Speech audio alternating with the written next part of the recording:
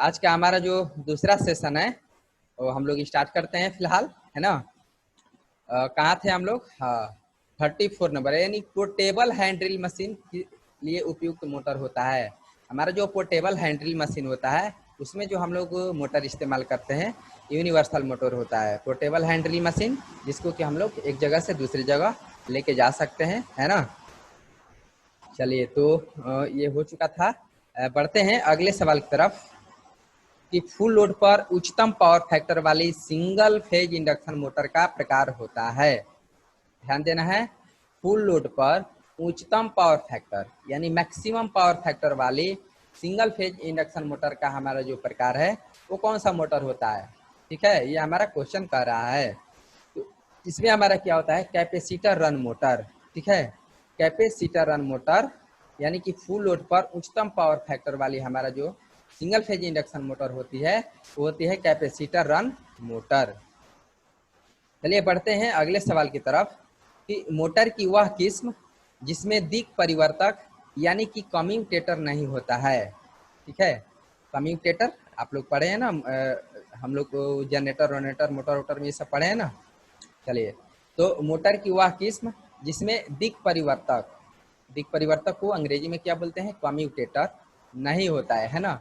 तो ये हमारा इंडक्शन मोटर जितने भी होते हैं इंडक्शन मोटर उसमें जो होता है हमारा कम्यूटेटर नहीं होता है। यदि एक सिंगल फेज इंडक्शन मोटर निर्धारित चाल से कम चाल पर चलता है तो गड़बड़ी का क्या कारण हो सकता है। चलिए देखिए, आप लोग थोड़ा सा ध्यान देंगे, इस टाइप का जो भी हमारा क्वेश्चन है ना, तो हम लोग कई प्रकार के रीजन है, कई प्रकार के रीजन हो सकता है। यहाँ पे हमारा जो क्वेश्चन बोल रहा है कि सिंगल फेज इंडक्शन मोटर है और जो इसका निर्धारित रेटिंग जो चाल है ना, निर्धारित जो इसका स्पीड है उससे कम चाल पर चलता है, तो इसका क्या रीजन हो सकता है। तो इस टाइप के क्वेश्चन को बड़ी ध्यान से ऑप्शन को देखना पड़ता है ना, क्योंकि गलती भी हो जाती है। तो इसका कई प्रकार के रीजन हो सकता है, जिसमें कि एक दो रीजन आप लोगों को हम बताएंगे। ठीक है ना। पहला इसका जो रीजन हो सकता है कि हमारा वोल्टेज जो है, वोल्टेज वो कम है। ठीक है, वोल्टेज कम हो सकता है, या फिर किसी प्रकार के छोटा मोटा फॉल्ट भी हमारे मोटर में हो सकता है ना, स्टार्टिंग वाइंडिंग रनिंग वाइंडिंग ये सब में। तो इस तरह से हम लोग गौर से देखेंगे ऑप्शन को, उसके बाद जो है इस टाइप के क्वेश्चन को बनाएंगे, है ना। चलिए देखते हैं अगले सवाल की तरफ बढ़ते हैं। यदि एक सिंगल फेज मोटर चालू नहीं होती है किंतु हमिंग ध्वनि देती है, हमिंग ध्वनि देती है। हमिंग ध्वनि में क्या होता है, जैसे ट्रांसफार्मर को देखे हैं आप लोग कभी आवाज करते हुए, ट्रांसफार्मर के पास से गुजरेंगे तो वहाँ पे एक तरह का आवाज आती है ना। उसी टाइप से क्या होता है हमारा कि एक सिंगल फेज मोटर को जब चालू नहीं होता है उसमें क्या होता है, एक हमिंग ध्वनि देता है, हमिंग साउंड उत्पन्न होता है। तो यह जो होता है हमारा हमिंग साउंड वो किसके कारण होता है, किसके कारण होता है। ठीक है, इसमें हमारा जो स्टेटर वाइंडिंग जो होता है, स्टेटर वाइंडिंग में शॉर्ट सर्किट या लघु परिपथ दोष होने के कारण जो होता है इसमें हमिंग ध्वनि उत्पन्न होता है सिंगल फेज इंडक्शन मोटर में, है ना। चालू नहीं होगा, जब ही आप चालू करेंगे ना, जब ही स्टार्ट करेंगे तो स्टार्ट नहीं होगा, बस वो अपना हमिंग ध्वनि उत्पन्न करने लगेगा। ठीक है, तो कहीं ना कहीं हमारा स्टेटर वाइंडिंग जो है शॉर्ट सर्किट है या लघु परिपथ है। ठीक है, वही कारण है ये स्टार्ट नहीं होता है और हमिंग ध्वनि देता है। चलिए बढ़ते हैं अगले सवाल की तरफ। यदि कोई single phase induction motor rated से कम स्पीड पर चलती है तो निम्न दोष हो सकता है। जैसा कि आप लोगों को मैंने बताया कि इसमें बहुत सारा कारण हो सकता है ना। तो उसको हम लोग ऑप्शन के हिसाब से भी देख सकते हैं। रेटेड से कम स्पीड पर चलने का रीजन क्या है, ओवरलोड भी हो सकता है, वोल्टेज भी कम हो सकता है और उसके इंटरनल पार्ट्स अगर घिस भी सकता है ना, तो ये सारे दोष हो सकता है। तो आइए देखते हैं इसको। यदि कोई single phase induction motor rated से कम स्पीड पर चलती है तो निम्न संभावित दोष क्या हो सकता है।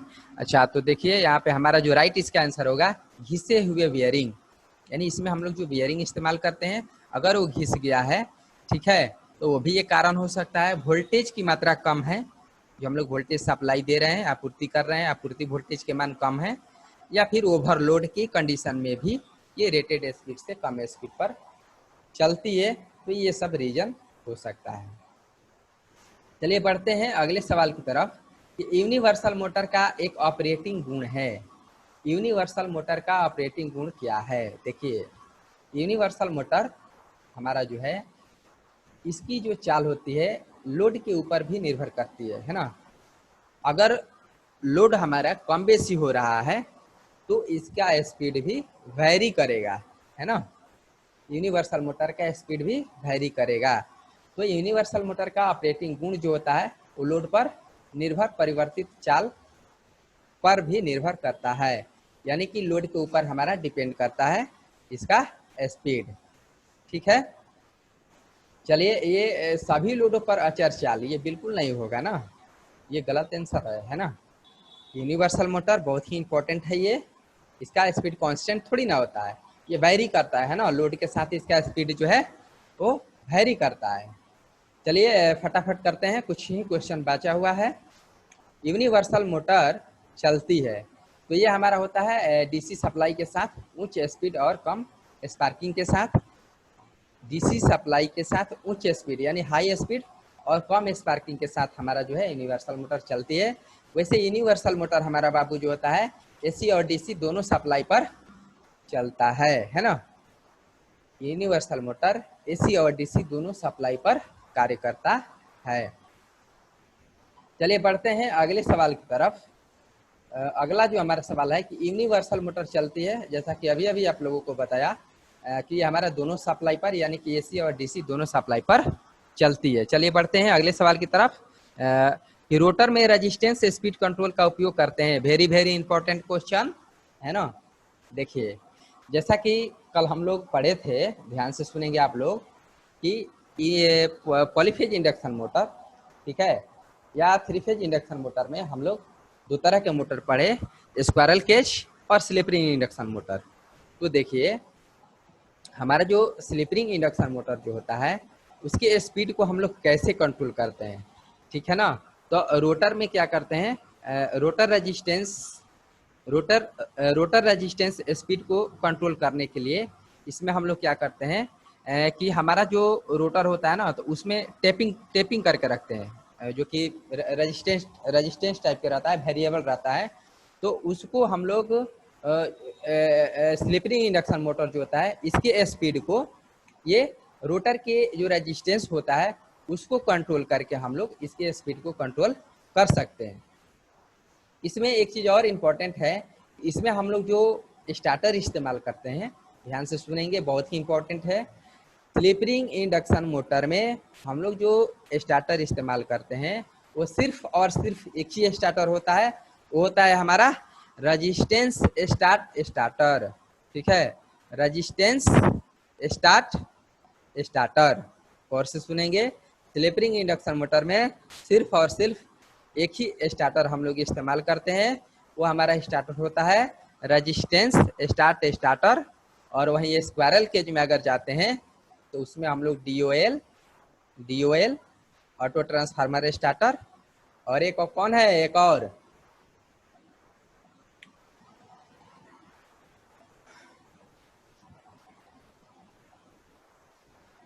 एक डीओएल, एक ऑटो ट्रांसफार्मर, और एक याद नहीं आ रहा है। चलिए कोई बात नहीं है, बढ़ते हैं अगले सवाल की तरफ।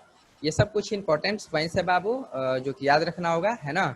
विद्युत ब्लोअर जो कि घरों में आप लोग इस्तेमाल करते होंगे, है ना। विद्युत ब्लोअर में किस प्रकार की मोटर का उपयोग किया जाता है? तो विद्युत ब्लोअर में हमारा जो होता है वो कैपेसिटर रन मोटर होता है ना। रेफ्रिजरेटर में भी। चलिए, संधारित्र स्टार्ट मोटर में उपयोग किया जाने वाला संधारित्र के प्रकार होता है। देखिए ध्यान से सुनेंगे, ये बहुत ही इंपॉर्टेंट है। कैपेसिटर स्टार्ट मोटर में हम लोग जो कैपेसिटर इस्तेमाल करते हैं वो हमारा किस टाइप के होता है, उसका क्या नाम होता है ना। तो ये हमारा होता है विद्युत अपघटनी संधारित्र, यानी कि विद्युत इलेक्ट्रोलाइटिक कैपेसिटर। क्या होता है? विद्युत इलेक्ट्रोलाइटिक कैपेसिटर, जो कि हमारा इसका जो रेंज होता है होता है 300 माइक्रोफैराड का। कितना का होता है? 300 माइक्रोफैराड। विद्युत इलेक्ट्रोलाइटिक कैपेसिटर हमारा जो होता है ना, वो होता है 300 माइक्रोफैराड का, जिसका इस्तेमाल हम लोग कहाँ करते हैं? कैपेसिटर स्टार्ट मोटर में। बिल्कुल, बहुत ही इंपॉर्टेंट पॉइंट है। चलिए हो गया, खत्म होने वाला है। सिंगल फेज इंडक्शन मोटर में कैपेसिटर का प्रयोग क्यों किया जाता है? सिंगल फेज इंडक्शन मोटर में हम लोग कैपेसिटर का इस्तेमाल क्यों करते हैं? जैसा कि आप लोगों को मैंने बताया था कि हमारा पावर फैक्टर करेक्शन करने के लिए, यानी कि पावर फैक्टर सुधारने के लिए जो है सिंगल फेज इंडक्शन मोटर में कैपेसिटर का इस्तेमाल हम लोग करते हैं। ठीक है, तो पावर फैक्टर को सुधारने के लिए जो है कैपेसिटर का इस्तेमाल करते हैं। चलिए बढ़ते हैं अगले सवाल की तरफ कि सिंगल फेज मोटर की सुरक्षा के लिए फ्यूज का निर्धारण है ना किसके 3 गुना के बराबर होना चाहिए? तो सिंगल फेज इंडक्शन मोटर में सुरक्षा के दृष्टि से हम लोग जो फ्यूज का निर्धारण करते हैं है ना, वो हमारा होता है फुल लोड धारा का 3 गुना के बराबर होना चाहिए। कितना गुना होना चाहिए? फुल लोड करंट का 3 गुना के बराबर होना चाहिए, है ना। लास्ट में कुछ इंपॉर्टेंट टर्म्स के बारे में आप लोगों से हम डिस्कस करने वाले हैं, है ना। सिंगल फेज मोटर को चालू करने की सबसे किफ़ायती विधि, सिंगल फेज मोटर को चालू करने की सबसे किफ़ायती विधि जो होती है वो हमारा होती है क्या? प्रतिरोध स्टार्ट विधि, यानी कि रेजिस्टेंस स्टार्ट विधि। ये बहुत ही इंपॉर्टेंट क्वेश्चन है, कंफ्यूज करता है। एक देता है कैपेसिटर मेथड, जो कि आप लोग पहले देखे है ना। एक ये है जो कि सिंगल फेज मोटर को चालू करने के लिए सबसे किफ़ायती हमारा जो विधि होता है वो होता है रेजिस्टेंस स्टार्ट मेथड, यानी कि प्रतिरोध प्रारंभ विधि।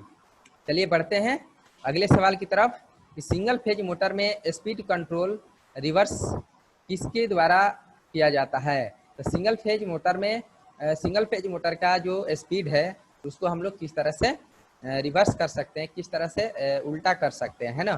तो कुछ नहीं करना है, हमारा जो फेज है उसको इंटरचेंज करेंगे तो हमारा स्पीड भी क्या होगा? वो चेंज हो जाएगा, है ना। डायरेक्शन, स्पीड का जो डायरेक्शन है वो भी चेंज हो जाएगा। आज का आखिरी जो हमारा सवाल है कि सिंगल फेज यूनिवर्सल मोटर चालू होने में असफल हो जाती है। सिंगल फेज यूनिवर्सल मोटर है वो चालू होने में क्या होता है? असफल हो जाता है। तो इसका क्या कारण है ना। क्योंकि तो देखिए कहीं ना कहीं इसका जो आपूर्ति वोल्टता है, जो हम लोग आपूर्ति वोल्टेज जो दे रहे हैं वो अच्छा से मतलब जितना चाहिए उतना उपलब्ध नहीं है, या फिर कहीं फ्यूज में भी गड़बड़ी या वाइंडिंग भी ओपन, ये सब बहुत सारा रीजन हो सकता है। लेकिन सबसे जो इसका मेन रीजन होगा क्या होगा कि हमारा जो आपूर्ति वोल्टेज जो दे रहे हैं वो उपलब्ध नहीं है ना। तो चलिए आज का हमारा सेशन जो है यहाँ तक। अब हम लोग आएंगे कि जो भी डाउट है उसको थोड़ा हम लोग क्लियर करेंगे। तो आप लोग अनम्यूट होंगे और क्वेश्चन जो है राइज करेंगे। तब तक हम आते हैं आप लोगों के पास। चलिए, तो यहाँ तक मुझे उम्मीद है कि आप लोगों को कोई कंफ्यूजन नहीं होगा, है ना। फिर भी जो भी अगर डाउट है हम लोग उसको अभी क्लियर करेंगे। क्वेश्चन नंबर पहला बताइए तो sir. Question number first. Yes sir. Okay,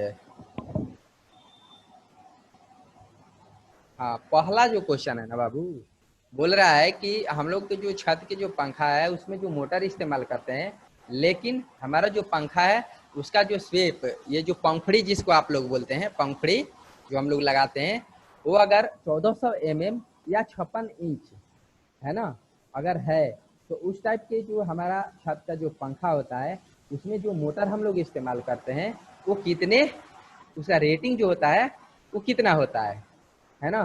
तो इसका जो रेटिंग होता है 50 से 70 वाट। चलिए फिलहाल और किसी को कोई प्रॉब्लम सर है तो इसको पता, तो जाहिर किया जाए। सर इसको पता कैसे लगाऊंगे? इसको कम बेसी हो सकता है? कम बेसी हो सकता है, बिल्कुल अलग अलग साइज में सर होता है ना, अलग अलग साइज में होता है, लेकिन वहां पे ये शर्त हमारा दिया हुआ है mm में अगर लेंगे तो 1400 और इंच में देखेंगे 56 इंच। किसी भी प्रकार से क्वेश्चन पूछ सकता है ना। तो अगर इस तरह का हमारा स्वीप वाले अगर कोई पंखा है, उसमें हम लोग जो मोटर इस्तेमाल करते हैं, तो उसका रेटिंग कितना होता है, तब 50 से 70 वाट। चलिए आगे नेक्स्ट क्वेश्चन। तो 1200 सर, 1200 ही मेरा जो बोला सर, 1200 जाता। हम लोग क्या करेंगे, अब यहाँ से किसी को कोई लेकिन परंतु नहीं है, तो फिलहाल हम क्या करते हैं कि आप लोग से एक दो लोग से कुछ कुछ क्वेश्चन पूछते हैं फिलहाल, है ना। चलिए, तो आप लोग बताएंगे, अभी अभी हम सॉल्यूशन क्लास में आप लोग को ओरली ऐसे ही, इसमें क्वेश्चन नहीं था लेकिन आप लोगों को मैंने बताया था, इसलिए पूछ रहे हैं। तो सबसे पहले हम आते हैं विक्की कुमार। सुन रहे हैं मेरी आवाज?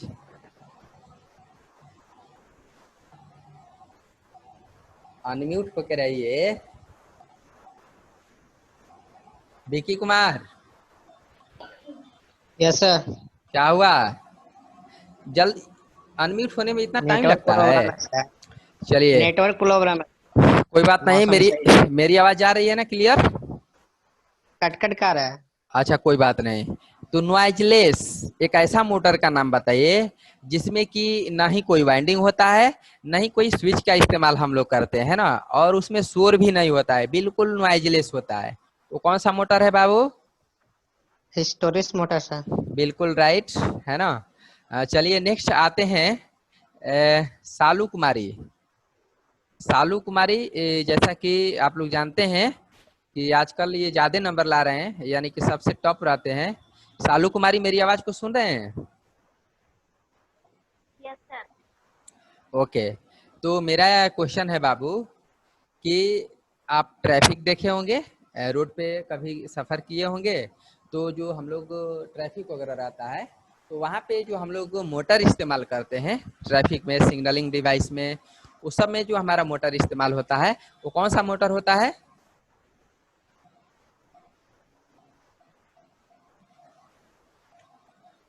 ये थोड़ा सा है हाई लेवल का, है ना।